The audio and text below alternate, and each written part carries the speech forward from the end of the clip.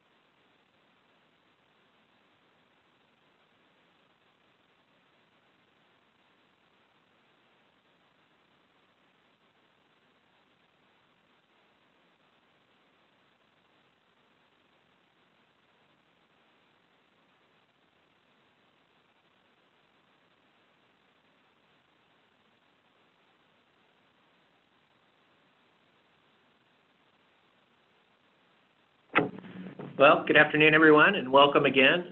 This is Matt Roberts with the California Community College's Chancellor's Office, and joining me today is Michelle McIntosh from the California Department of Education. Thank you so much again for being here. We want to take you through the K12 Strong Workforce Program, and we're kicking it off today for 2019-2020. And I think we want to start today by just thanking everybody in the field for your feedback on our first year of implementation last year, and giving us ways that we can improve, but also ways that we can make it better and to more responsive to your needs in the field. So we're hoping that what you see this year is on the mark in terms of those things.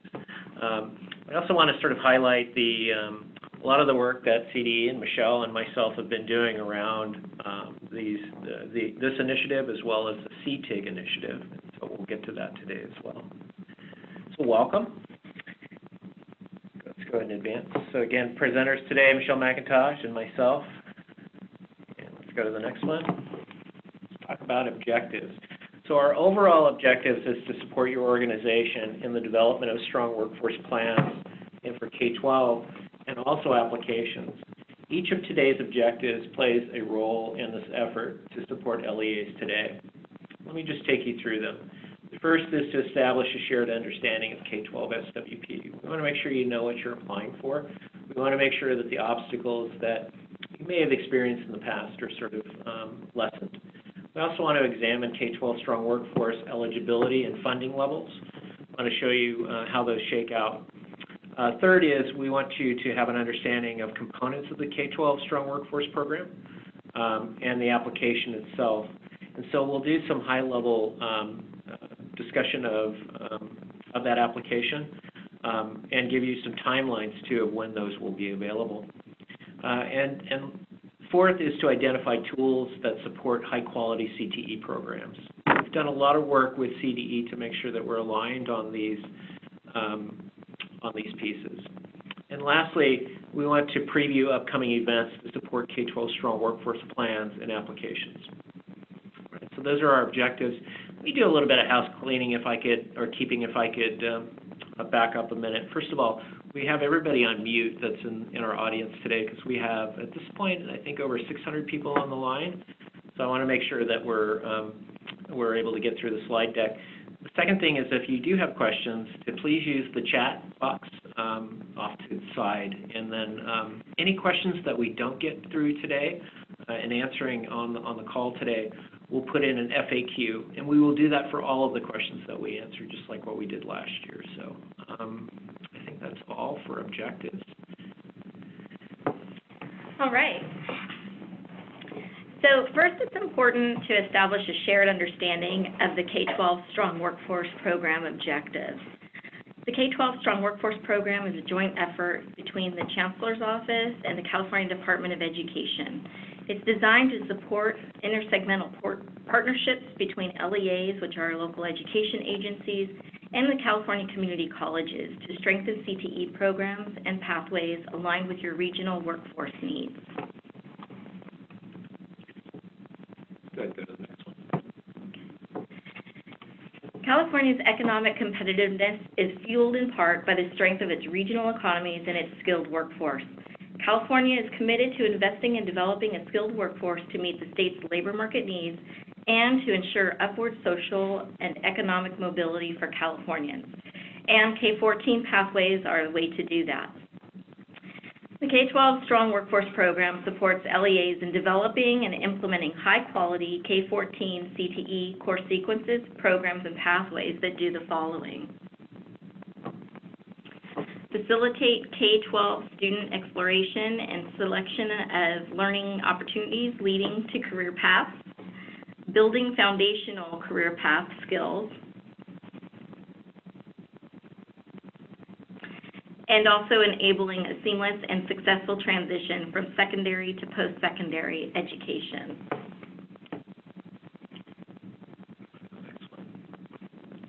So let's do a recap of the Strong Workforce Program for 2018. A lot of you have seen this information in terms of the number of applications, but just in case you haven't, or if you need a reminder, there were 478 K12 SWP applications submitted statewide, and of those, 242 were awarded funds.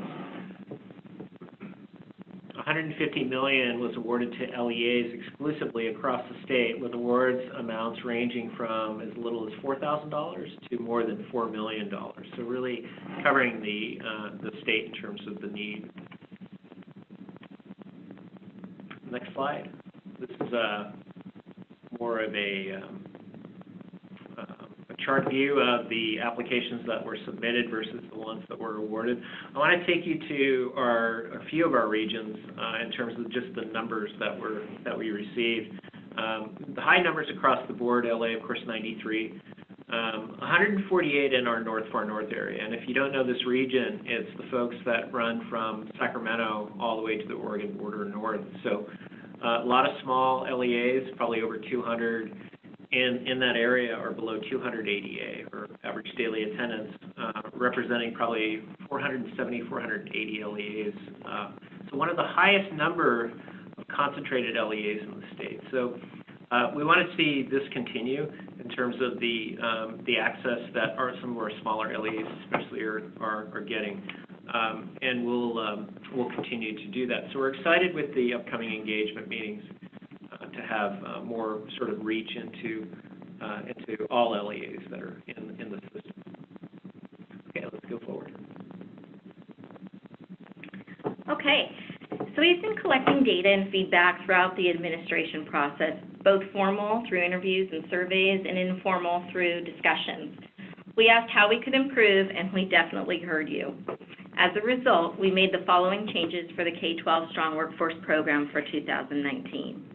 We developed a simpler, more intuitive application with more pre-populated sections for the administrative details so you can focus on telling us about your work. We revised plans, messaging, and materials to be more inclusive of all stakeholders, including K12 and community college vernacular, terminology, definitions, and metrics. And we've lowered the maximum amount of dollars awarded to each applicant so that we could increase the number of awardees overall.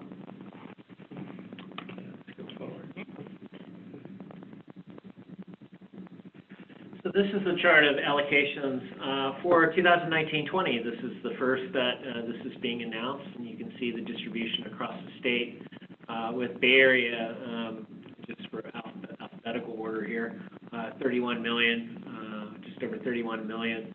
Central Valley Mother Lode has just over 20 million. Inland Empire Desert Region has just over 18 million. Los Angeles region has just under 25 million. Orange County is just under 12 million, and oftentimes we look at those two regions sort of combined. Far North, which is from Sacramento northward, has 19,630,000 this year. And I want to point out that in that particular region, the dollars have gone up, mainly to sort of, because of the allocation model tracks the unemployment rates. And so the dollars in the far north have definitely gone up compared to last year. San Diego Imperial, 13.4 million, and then South Central Coast, almost 10 million. So adding up to 150 million this year, and it's based on the allocation formulas that were set forth in legislation.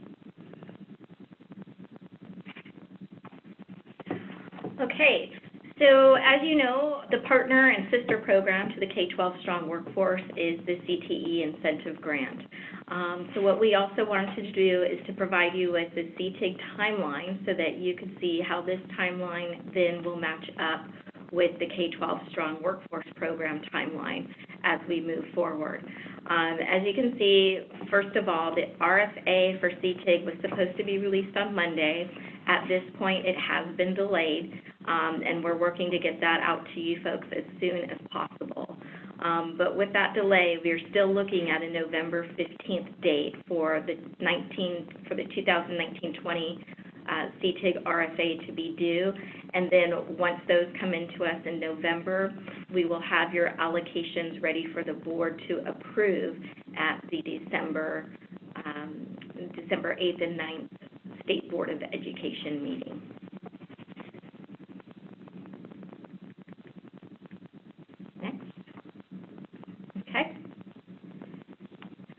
So we're going to take a look at the eligible applicants for the K12 Strong Workforce Program, and we want to point out that this specifically hasn't changed. Again, the following groups are eligible to apply if you belong to a school district, county offices of education, charter schools, and then regional occupational centers or programs operated by either a joint powers authority or by a county office of education.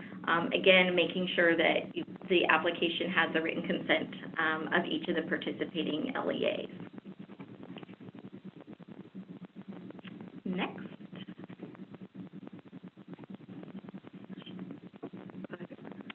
There we go. Okay, in terms of updated funding levels, these are similar to what they were last year, and you can see, beginning with the lower ADA band of 140, the application amounts are up to 250,000. Up to 550 ADA, it's up to 500,000. Up to 10,000 ADA, it's up to $1 million that you can apply for, and then over 10,000 ADA, up to $2 million. So we've changed it a little bit. The total ADA is equal to the sum of all individual K12 schools or institutions listed on the application, not the district ADA.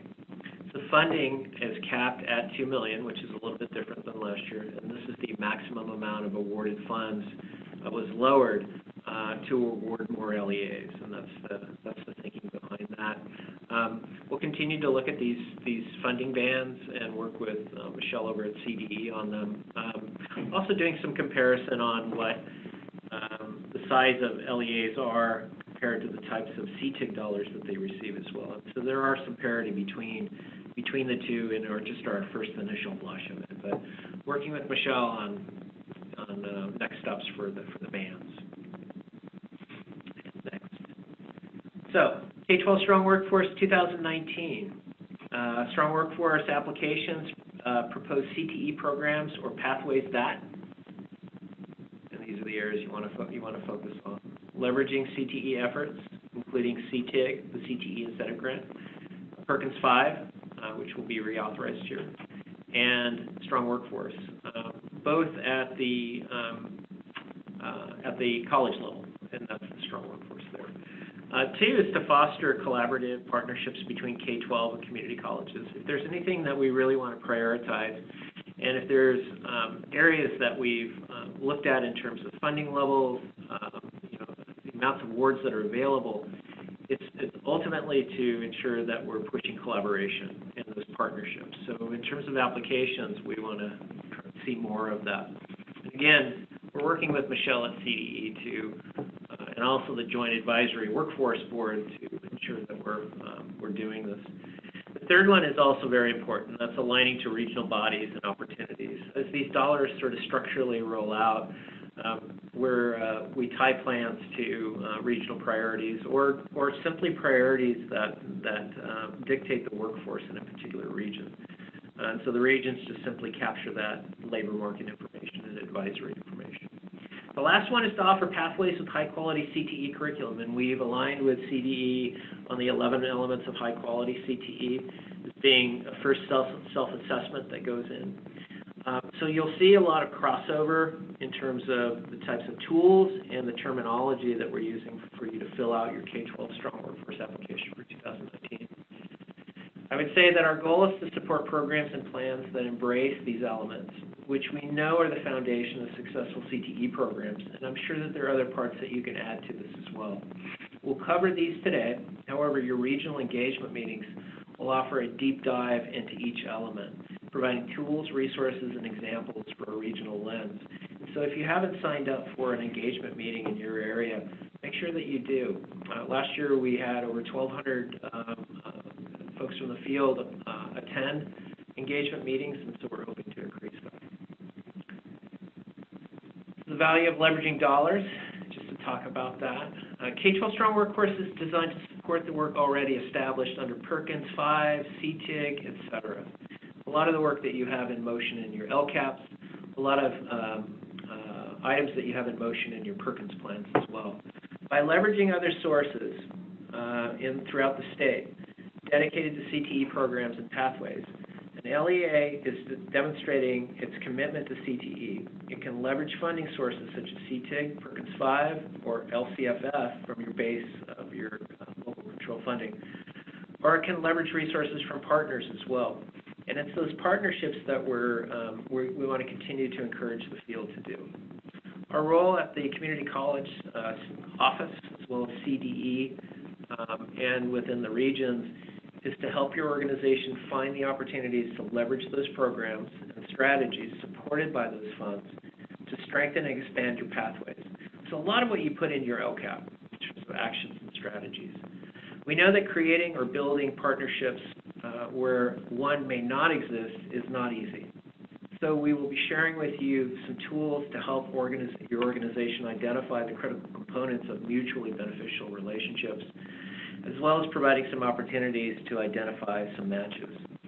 The other thing I think is very important is we're not only messaging this to you as the K12 audience, we're messaging this to our colleges as well. And looking at the really fast ramp up last year, we didn't always have an opportunity to fully inform the colleges about what was coming, and even though we did on several instances. So I think that we've taken time this year to make sure we're more deliberate and to really encourage our colleges to build those relationships. So don't walk away yet. Just continue to knock on the doors. Let your regional chairs know what you need to sort of move forward. Do you want to add anything? The next one I'm really excited about. This is good data, and this is the value of leveraging CTE efforts. And just I want to give you a minute to take a look at it. So the green bar is K12 SWP. And these are actual applicants and folks that were awarded. For CTIG is in the blue line in the middle, and then the red is K12 and strong workforce. So here's what we learned from this data. This is a survey that we recently did. And we're excited about this because it really speaks to and shows us some of the power of having multiple sources of funding sort of work together, especially when it's designed within a program. And so here's the top level idea. As awardees of both K12 SWP and CTIG are, according to respondents, are more likely to agree that the career pathways are providing students with the opportunities, skills, programs, and curriculum needed for success. That's significant for us because what it does is it tells us that the collaboration that we're pushing through the policy is actually our ultimate goal. Move on to the next one. So we want to encourage partnerships, and partnerships are critical to the success of the K-14 pathway. However, it's never been a requirement. This year, a partnership with at least one community college or community college district is required, since the K-14 pathway cannot happen without this intersegmental partnership. Providing students with a seamless CTE pathway from kindergarten through 12th grade through post-secondary education is a central component of the K-12 Strong Workforce Program objectives.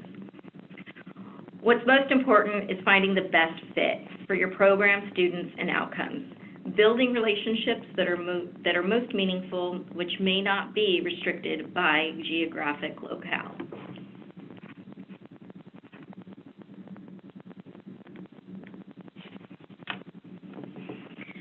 The K-12 Strong Workforce Program is the bridge that connects CTE programs at the K-12 level to their CTE counterparts at the California community colleges. And I like to look at this as a puzzle piece. If you want a direct connection, you've got your CTE program that then connects directly to the K-12 Strong Workforce Program. And so these have been focused on improving the availability and quality of post-secondary CTE programs through their own Strong Workforce Program fund since 2016-17. Engagement meeting is an opportunity to make connections with your community colleges, and so I want to strongly encourage you to attend those engagement meetings, because if you haven't connected with your local community colleges, that would be a good time to do it.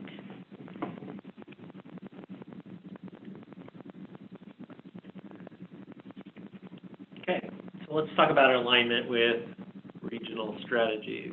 Okay, where am I at here? Go ahead and advance to the next slide. Okay, here we go. Aligning with regional priorities. Your regional plan is an important tool for this work. By design, each region across the state that your LE falls in, that plan identified regional priorities, and what these priorities are really based on the labor market needs. In other words, where is the supply and the demand for jobs in the area, and how do our educational programs design to sort of meet that? Exciting thing about these funds is it builds the pipeline in order to sort of not only address those labor market needs, but really to advance your consortium goals, and then the goals that are out there with partnerships as well.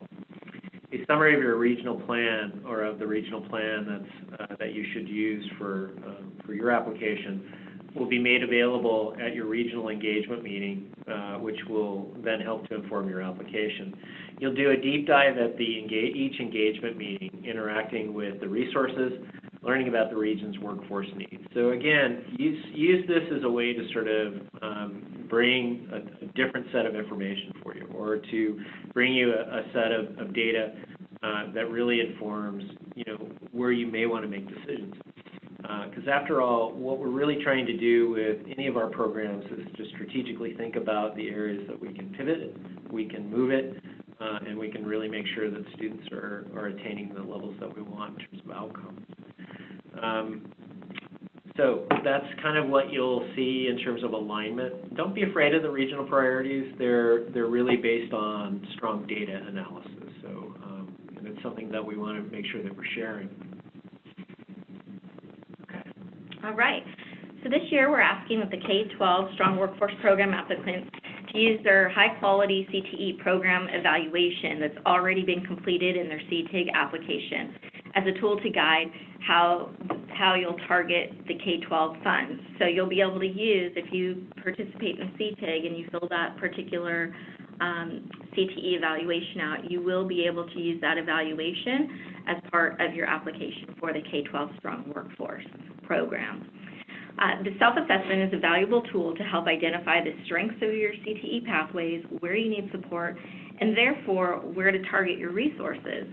Another valuable tool that we are drawing from is the California Career Technical Education Model Curriculum Standards Guide, which offers viable industry sector and pathways and crosswalks them with the anchor standards. So really, using that particular guide, which you guys may be familiar with, and if you're not, you can get familiar with it. It's posted on our CDE website, and it has a blue front face cover to it. But really, that is how the K12, how the sectors and the pathways were designed, and then how they connect to the community college. And that's where you'll work with your community college partners on making those connections between the K12 sectors and pathways and the community college sectors and pathways.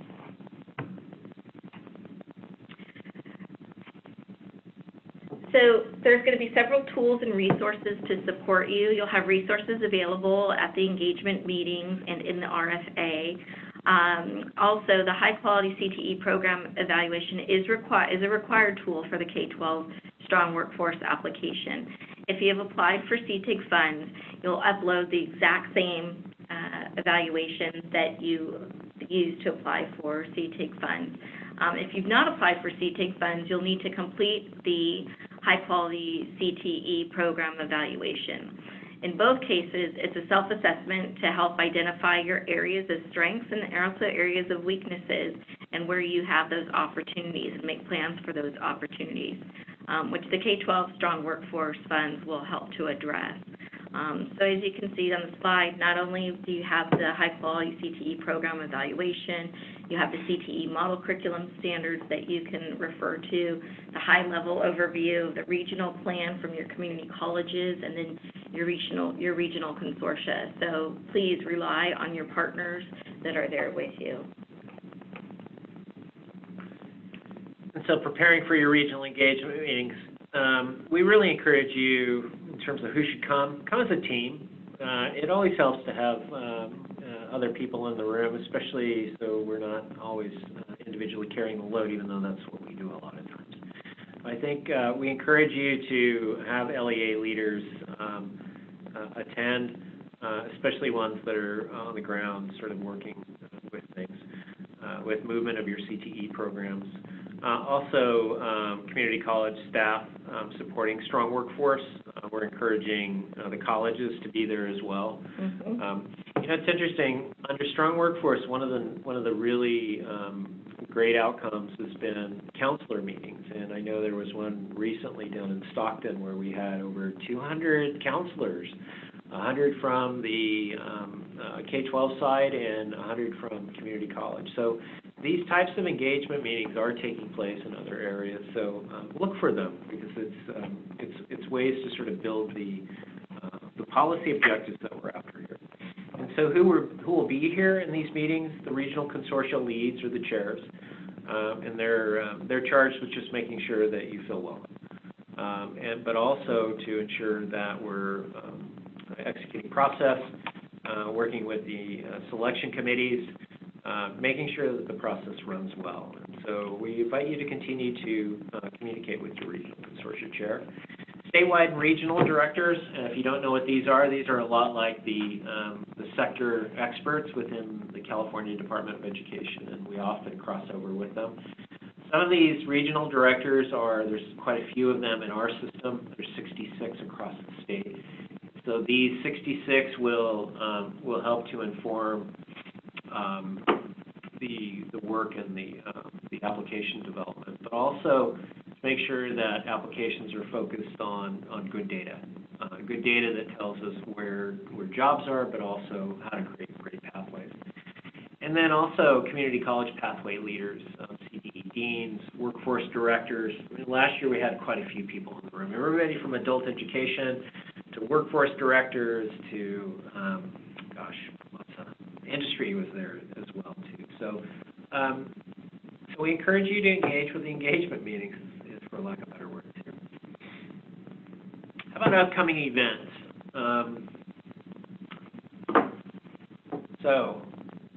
Just like Michelle was talking about the release of the CTIG application, we expect the release of the K12 Strong Workforce RFA and the scoring rubric. We're going to release them at the same time on October 1st, 2019. September 17th, which was yesterday, so I think we had our first engagement meeting in San Diego, go San Diego, to November 2019, our regional engagement sessions. And so you can, if you don't have those on your calendar, contact your regional consortia, or you can check our website as well. October 21st, 2019 is our Bidders Conference. That's actually where we go over the nuts and bolts of what's legally required within the RFA. So you want to attend that, or at least listen to the webinar cast afterwards. Lastly, the application period. So as you know, we use a system called NOVA, and NOVA is where the applications go in. That'll also be where you do future reporting, and I know we need to get reporting dates out to you as a field. But here's where we stand. The online application will become available November 1st, roughly 1 month after you have the release of the RFA and scoring rubric. So you'll have a good month to sort of prepare. And then as November rolls around, the application opens up. You'll have until when you leave for Christmas vacation or for your holiday break during December, December 18th specifically, to fill out that application. We'll also make sure that we're offering technical assistance along the way. Part of this is having the online system and having the application submission window in NOVA. We know that we are mobilizing our K12 Strong Workforce coordinators, which will further help the field to apply for submit applications. Those folks aren't out yet, but stay tuned. We're working to get them out. Lastly, before we end, you need to tell us what you need. Continue the feedback. Now, you can take your phone and you can do your, what is it called, a QR reader, and put it up to here, or you can follow the bit.ly link. Tell us what you need. Continue to give us feedback on what you're hearing. But knowing full well that the RFA will be released. So over the next few weeks, we'll be offering a series of informational engagement meetings, as you've heard, designed to support applicants in areas and topics identified by your feedback and suggestions. Please complete this quick survey and this QR code to tell us the information, the kinds of resources and support you need to submit a successful K12 Strong Workforce application. Click on the link in the chat space, or use the QR code with your smartphone to connect to the survey. The information goes to the regional consortium supporting your efforts. So everybody can take the opportunity and click on that code now if you have questions. Anything? We have several questions that came in while we were doing the webinar. On the chat, so you want to turn to those now? Sure. Go back to that page. So, Matt and Michelle, this is Tracy. One of the questions that was asked a couple of times was yes, whether or not an LEA was limited to one application only. So maybe you all could respond to that. Sure. In the upcoming RFA, the applicants will be limited to 3 applications total to submit. I also want to remind everybody that today's slides and a recording of today's presentation will be made available on the Chancellor's website, and we will also share the PowerPoint and recording of this webinar with all the regional consortium chairs, so they too can post it on their sites under their K12 Strong Workforce tabs. Okay, cool. And it looks like we're having some problems with permissions. It may just be overloading, right? Follow the bit.ly code. Is that for bit.ly code too, or is that just the QR reader? might be the bit.ly link. Yeah, it might be the bit.ly link. Yeah. Oh, we're seeing both. Seeing both. Okay.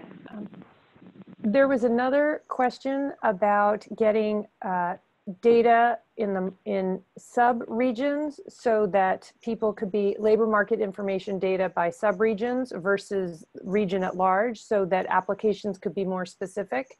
That's a great question to ask your regional consortia leads as well as your center of excellence so you can target your application more specifically to your sub-region. And the labor market information reports that you'll have access to within the regions do drill down. So you'll be able to do that. And oftentimes the centers of excellence directors who will push in to help. I've actually done other reports too that can help you drill down and scan. So and these are good reports that they're public. They're on our website. So so just ask about them more in detail when you get to the engagement meetings. Thanks, Tracy. Should we go on? And Matt, I also there was a question up above about whether or not there will be a NOVA specific training.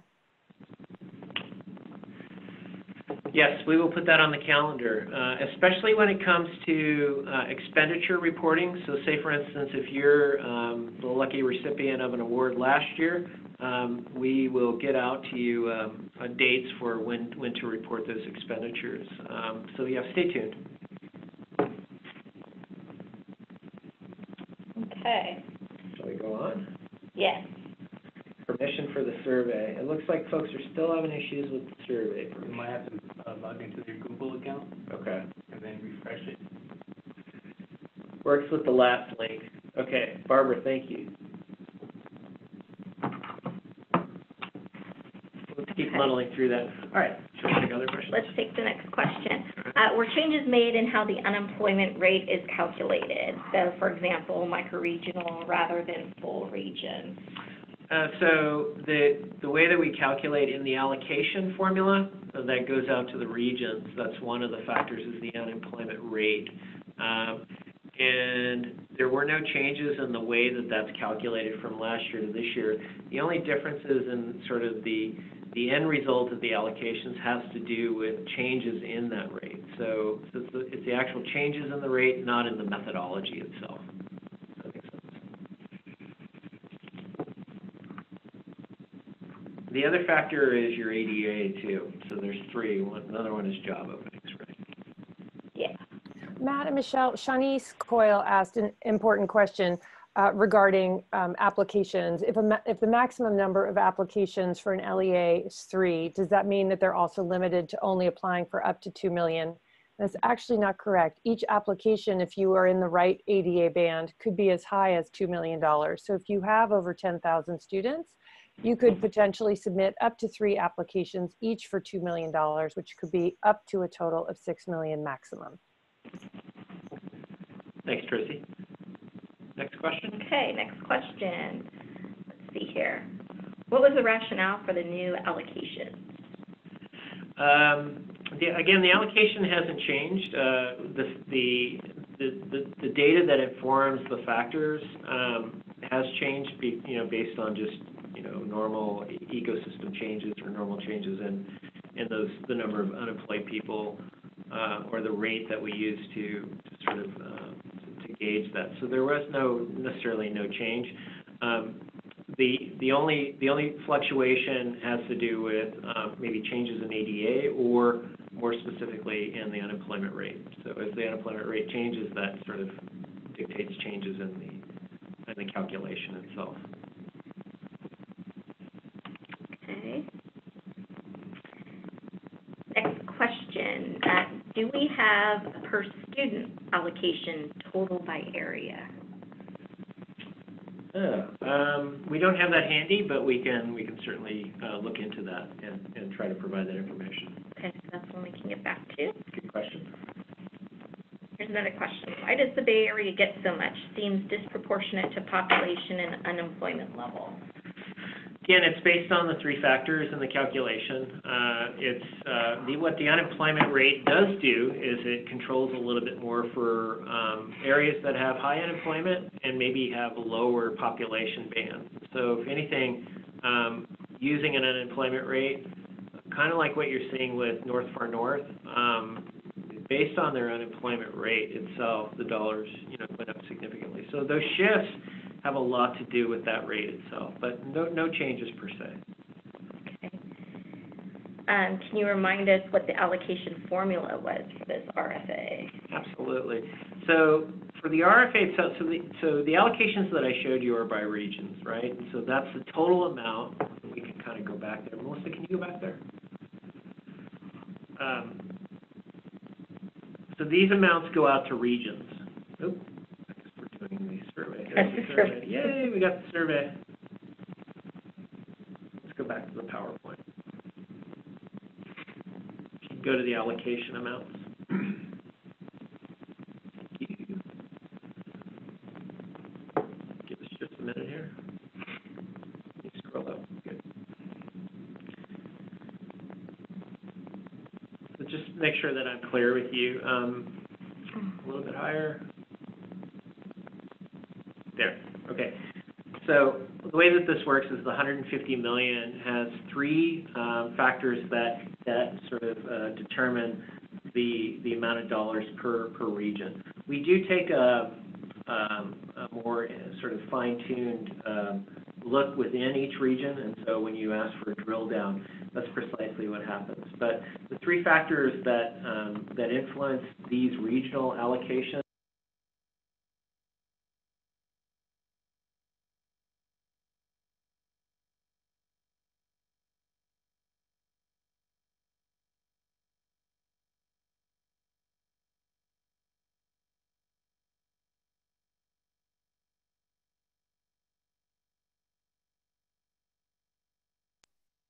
Apologies while we try and reconnect Matt's audio.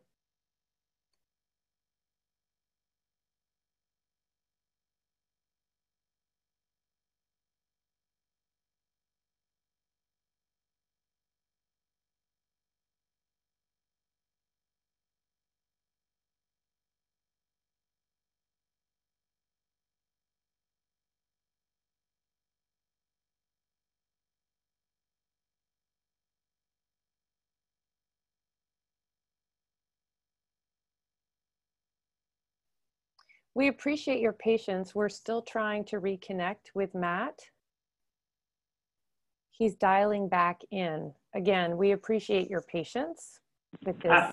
Oh, thank you, Matt. Are we back? You're back. Welcome. Sorry about that. Okay, so sorry about that. So again, these allocations are based on the three factors: the unemployment rate, the job openings, and the number of FTEs. And we broke down the LEAs that were within a particular region, and we did a pretty specific match on that. So it's still those three factors that dictate the regional allocations, and then from here it goes into the competitive application process.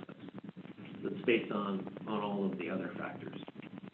Okay, next question. I think this is similar to the last one. Will we be able to get micro-regional LMI data from the County Office of Education? Or, I'm sorry, I see that as COE. I should not make that assumption. From COE, so the COEs that the community college works with, rather than their full regional data? That's a good question. And those are items too. When you get to your engagement meetings, they're going to show you a lot of this type of labor market information, and ask for the drill down on it and see what they're able to provide for you. Again, each region has done several years of this labor market analysis, and so they should be able to share with you some of that drill down. Just ask. Okay. What did you mean by lower maximum award cap to decrease number of applications? Actually, we're looking to increase the number. Yeah. So it was, I think, lowering the maximum cap so that we could give more awards rather than less awards. Correct. Is that correct? Yes, that's exactly right. Okay. Why are single district ROPs excluded? They're not. The single district ROPs are not excluded. They're included, but as a single district ROP, you're already a district, so you're a district on your own, so you're already one of the eligible applicants. We wanted to make sure that JPA ROPs and county office ROPs were called out as additional recipients, eligible applicants for these funds as well. So not that you were not we didn't single you out because we thought you would be included as a district. Okay. Let's see. Why are 501c3s not eligible to apply? And if you're part of a JPA. If you're part of a JPA, but I think that that's really part of the legislation, and what was in the law. And the funding is designed to benefit LEAs, and so, you know, whatever form that is. Some charters are 50, are that category of our classification. So, again, it's the LA numbering that we're after. Okay. This is a comment, capping the max to 2 million will limit regions from working together. I'm not sure that will produce the results we hope for. Yeah, no, we appreciate the comment. And then is that maximum dollar amount per application or per LEA? I think Tracy answered that a little bit earlier. Tracy, do you want to chime in on that one again? The comment I had made had to do with the fact that LEAs can apply can submit up to 3 applications, either as the primary or as the sub, and that each of the times they apply, they're required to work within the bands, so that depending on what your ADA is for each application, you're allowed to apply up to that maximum amount. Okay. That charter that's a 501c3, yeah, absolutely. Assuming you have a number too, a CDS code. They're talking about partnerships and partnerships with industry, right? Question mark? Yes. I think if you've got industry members, definitely have them as your partners. I think you want to use this process to build your advisory committees, the one that, you know, each of your CTE pathway areas and your institutions, you know, are obligated to do. Also folding it into the larger, depending on how you have it structured, folding it into the larger Perkins advisory as well. So don't be afraid to use those to build that connection to business and industry. Is each LEA limited to 1 application? I think we've answered no, they can do up to 3 applications. Correct. And it'd be highly advisable to streamline approval review process while still allowing multiple goals initiatives with 1 application. But I think part of having the additional applications too is that in case you wanted to work with another community college, so, you know, if you're working with your local community college on one program, you could work with another community college on another program. And that really kind of speaks to the nature of, you know, not limiting your boundaries per se. And so, Matt, you can correct me if I'm wrong here, but, you know, we definitely want you to work and find out where those local partnerships are so that you can build those partnerships for your students right there that are currently in your programs and that are going to go on to that community college that might be right next door. However, you might have a community college that could be considered right next door. They just happen to be in the next community college district or something, or another college within that same community college district that has a program that you could connect with that maybe your local community college does not. So you have the option to work with, I think, however many community colleges you need to make those connections for your students, okay? Absolutely right. Okay. Yeah. So I might have jumped this. Hold on, I might have jumped places here. I want to make sure we get to all of our questions. Oh, I really jumped, sorry. Okay. Let's see here. Okay. How do we know what our regional priorities are? Further describe.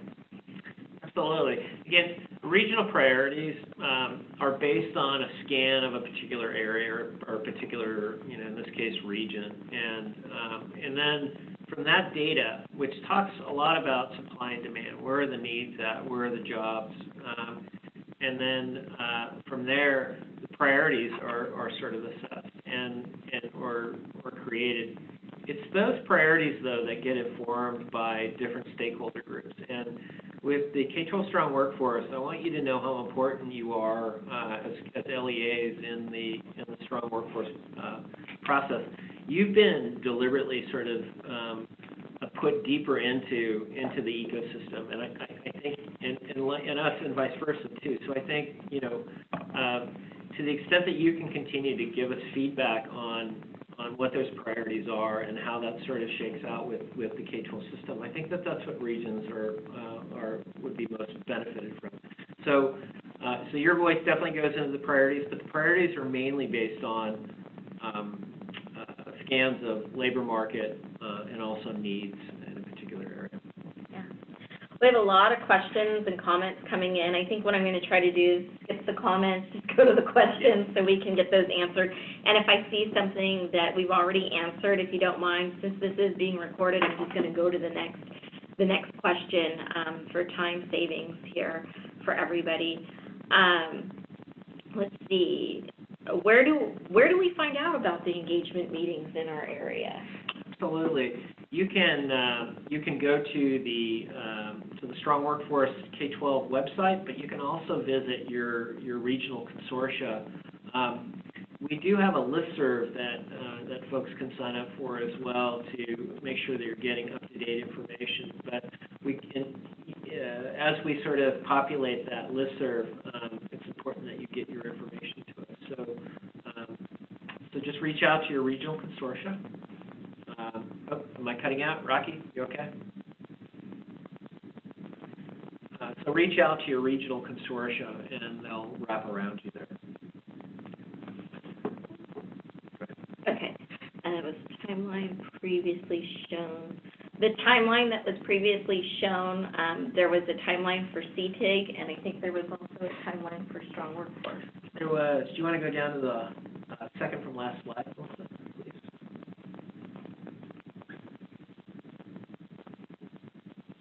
So that's the CTIG timeline, and then Keep going.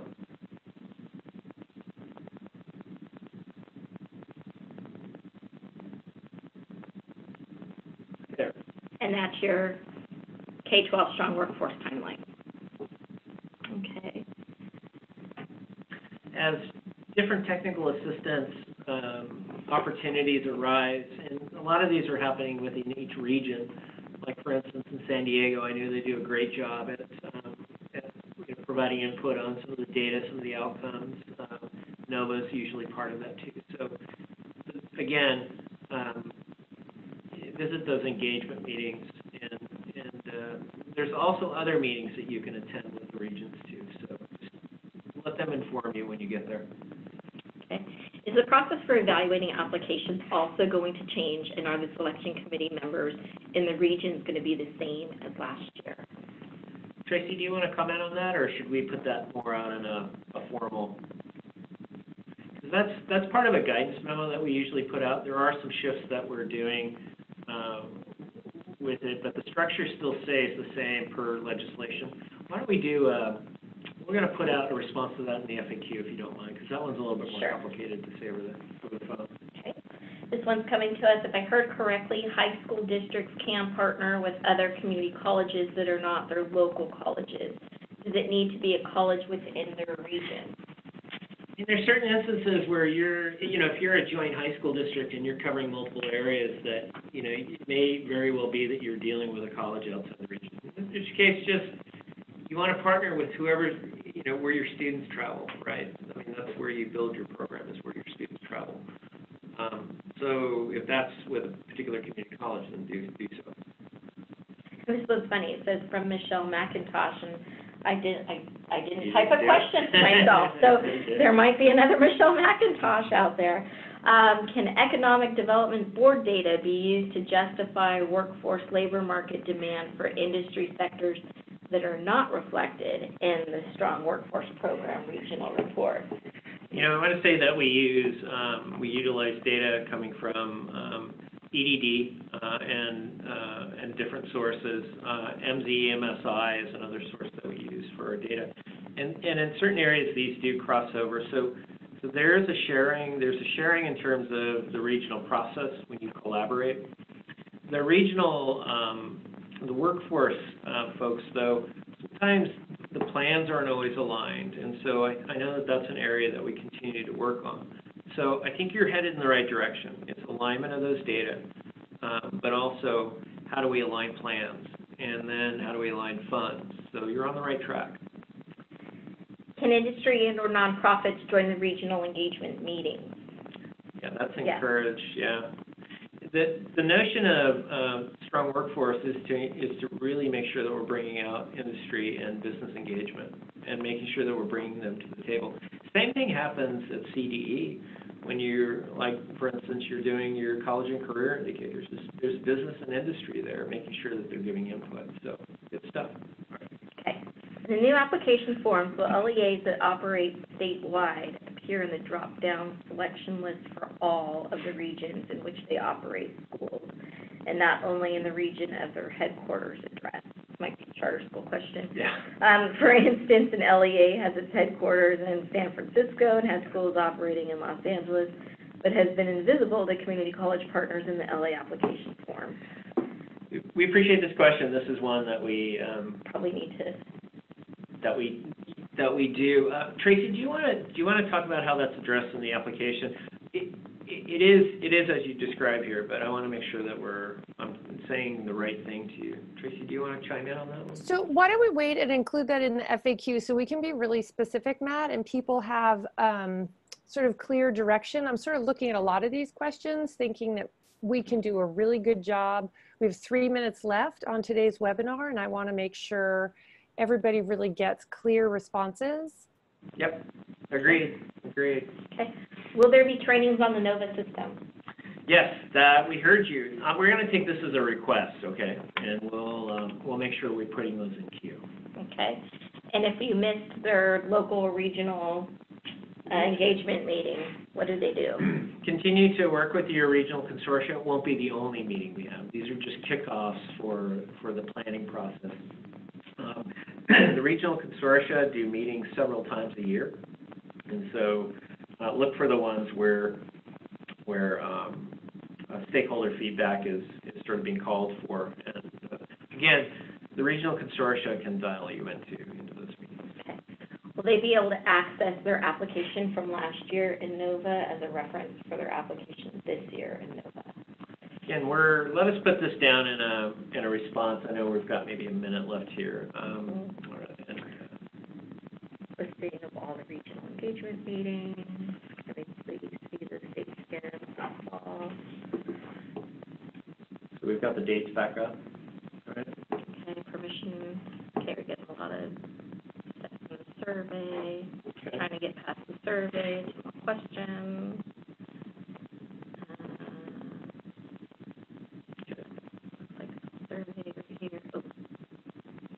So if you'll notice in the bottom of the chat, Jill put the link to the Chancellor's website where you can find a lot of information, including today's PowerPoint and a recording of today's webinar. So we encourage you to check back to that website as well as to join the listserv so you can get the most recent updates for K12 SWP. We are so appreciative to Matt and Michelle for the time they took today to share with us this information and answer your questions. We have all of the questions recorded in the chat itself, so we will make sure, because we know we were not able to answer all today, that we get to your questions in the FAQ. We will also be sure to make sure that in the upcoming engagement meetings, many of these questions are addressed, because we know that because you had them, many others have them as well, and we'll make sure that we highlight the most popular questions to be addressed in the upcoming engagement meetings. So again, Matt and Michelle, we sincerely appreciate your time and thoughtfulness today in the webinar, and also for all of your support as we roll out K12 Strong Workforce. And we'll see you on the field. Thanks, everyone. Thank you.